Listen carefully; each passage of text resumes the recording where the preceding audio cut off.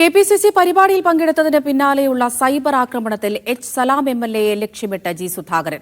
തനിക്കെതിരെ നിഷ്കൃഷ്ടമായ ഭാഷയിലാണ് സൈബർ ആക്രമണം നടക്കുന്നത്. അമ്പലപ്പുഴ മണ്ഡലത്തിലെ ഒരു ജനപ്രതിനിധിയുടെ നേതൃത്വത്തിലാണിത്. എസ്എഫ്ഐ, ഡിവൈഎഫ്ഐ നേതാക്കൾ ഇതിനെ പ്രോത്സാഹിപ്പിക്കുകയാണെന്നും ജി സുധാകരൻ തുറന്നടിച്ചു. ചരിത്രബോധവും പ്രത്യയശാസ്ത്രബോധവുമില്ലാതെ ചീത്ത പറയുകയാണ് തന്നെ. രക്തസാക്ഷിയായ തന്റെ സഹോദരനെയും മരണപ്പെട്ട തന്റെ അച്ഛനെയും അപമാനിക്കുന്നു. ഇതിനു പിന്നിൽ ആരാണെന്ന് വ്യക്തമാണ്.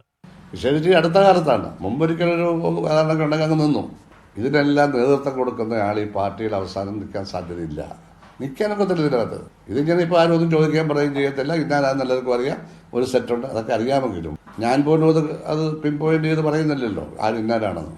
എല്ലാവർക്കും അറിയാം. ജില്ലാ കമ്മിറ്റി അംഗം കെ ഷാജു അടക്കം തന്നെ അധിക്ഷേപിച്ചതിൽ നേതൃത്വം സമാധാനം പറയണമെന്നും സുധാകരൻ പറഞ്ഞു.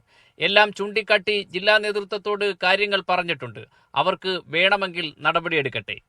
ഇപ്പോൾ മനസ്സിലായി, ഞങ്ങളാരും പാർട്ടിയിൽ ചേർന്ന കാലത്തെയും പ്രവർത്തിച്ച കാലത്തെയും ഒരു സ്ഥിതിയല്ല ഇപ്പോഴത്തെ ആലപ്പുഴ പാർട്ടിയിലെ കാര്യമാണ്. അപ്പോൾ അതിന് സമാധാനം പറയേണ്ടത് ഇവിടുന്ന് പോയി നിൽക്കുന്ന ഈ സ്റ്റേറ്റ് കമ്മിറ്റി ലീഡേഴ്സും ഈ ജില്ലാ നേതൃത്വമാണ്. നേരത്തെയും സൈബർ ആക്രമണത്തിനെതിരെ പാർട്ടിക്കും പോലീസിനും ജി സുധാകരൻ പരാതി നൽകിയിരുന്നു. എന്നാൽ കർശന നടപടിയെടുക്കാത്തതാണ് സുധാകരനെ ഇപ്പോൾ ചൊടിപ്പിച്ചത്. മീഡിയ 1 ആലപ്പുഴ.